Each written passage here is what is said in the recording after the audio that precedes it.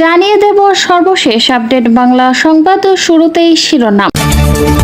ত্রয়োদশ জাতীয় সংসদ নির্বাচনে 299 আসনের মধ্যে 223টির বেসরকারি ফল ঘোষণা করা হয়েছে। ঘোষিত ফল অনুযায়ী বিএনপি ও তাদের জোটের প্রার্থীরা 156টি আসনে জয় পেয়েছেন। বাংলাদেশ জামায়াতে ইসলামী নেতৃত্বাধীন 11 দলীয় জোট পেয়েছে 60টি আসন। অন্যান্য দলের প্রার্থীরা জয়ী হয়েছেন 7টি আসনে।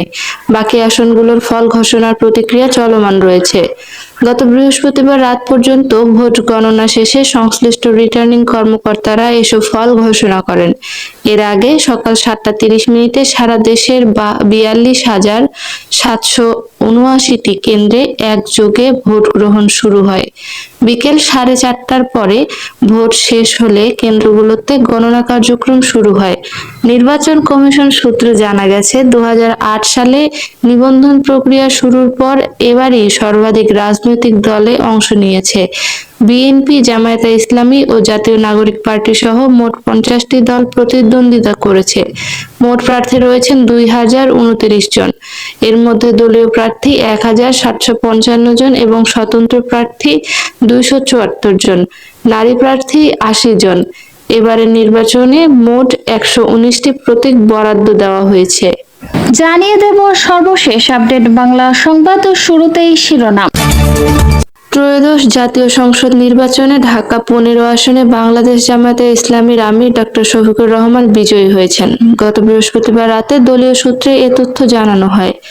জামায়াতের নির্বাচন পরিচালনা কমিটির সদস্য জাহিদুর রহমান জানিয়েছেন, দাড়িপাল্লা প্রতীকে ডক্টর শফিকুর রহমান পেয়েছেন 82,645 ভোট। তার নিকটতম প্রতিদ্বন্দ্বী শফিকুল ইসলাম মিল্টন পেয়েছেন 61,920 ভোট।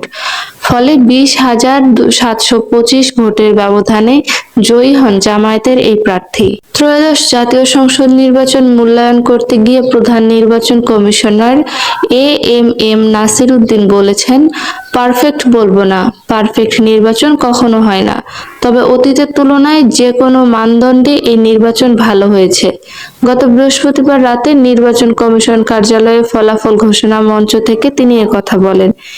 এএমএম নাসির উদ্দিন বলেন, কিছু সীমাবদ্ধতা থাকবে। 18 কোটি ভোটারের দেশ, অনেক দেশে 17.5 লাখ লোকও নেই, অথচ এই পরিমাণ লোক নির্বাচন আয়োজনের কাজে অংশ নিয়েছে। তিনি বলেন, জাতিকে দেওয়া ওয়াদা আমরা পূরণ করতে পেরেছি।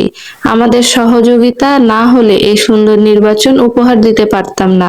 সবার কাছে কৃতজ্ঞ। সিইসি বলেন, ভোট গুনতে একটু সময় লাগছে। আমরা অত্যন্ত স্বচ্ছ থাকতে চাই, লুকোচুরিতে বিশ্বাস করি না। তিনি আরো বলেন, আমাদের কষ্ট ও চেষ্টা সার্থক হয়েছে।